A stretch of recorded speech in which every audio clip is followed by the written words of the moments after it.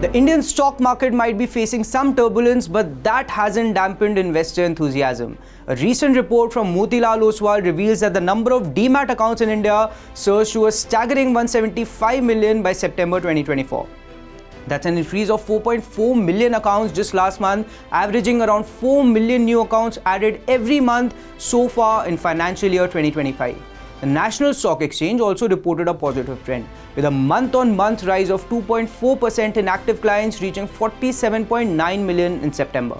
This growing interest is evident in the leading 5 discount brokers, which now command a remarkable 64.5% of all active clients on the NSE, up from 61.9% just a year ago. Looking closer at individual brokers, Zerodha continues to hold its ground with a 1.1% increase in its client base, now totaling 8 million. However, it's worth noting that Zerodha's market share dipped slightly by 20 basis points to 16.6%. Meanwhile, Groww is on a roll, seeing a 3.1% boost in its client numbers, bringing its total to 12.3 million.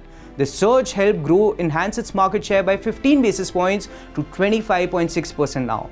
Angel One also reported a positive month with a 3.1% increase in clients, reaching 7.4 million and maintaining a market share of 15.4%.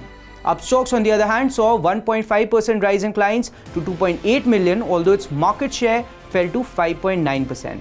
In the traditional broker space, ICICI Securities has a client base of 1.9 million, experiencing a slight decline in the market share to 4.2%. IIFL Securities reported 0.5 million clients with a market share of 1%. Now let's talk about trading volumes. The total average daily turnover, or ADTO, has increased by 7.1% month-on-month, hitting 538.6 lakh crore rupees. This growth is largely driven by a 7.2% increase in futures and options ADTO, despite a 3.8% drop in cash ADTO. On the BSE, total ADTO surged by 16% month-on-month, while the NSE reported a 4.3% increase. Interestingly, while BSE's share in cash turnover fell to 6.6%, its share in options notional turnover grew impressively to 26.8%. Commodity trading also saw a boost on the multi-commodity exchange, with volumes rising 17.4% month-on-month to 53.1 lakh crore rupees.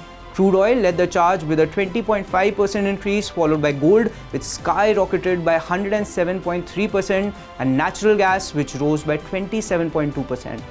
Future trading volumes also increased, particularly in gold and natural gas, while silver faced a decline.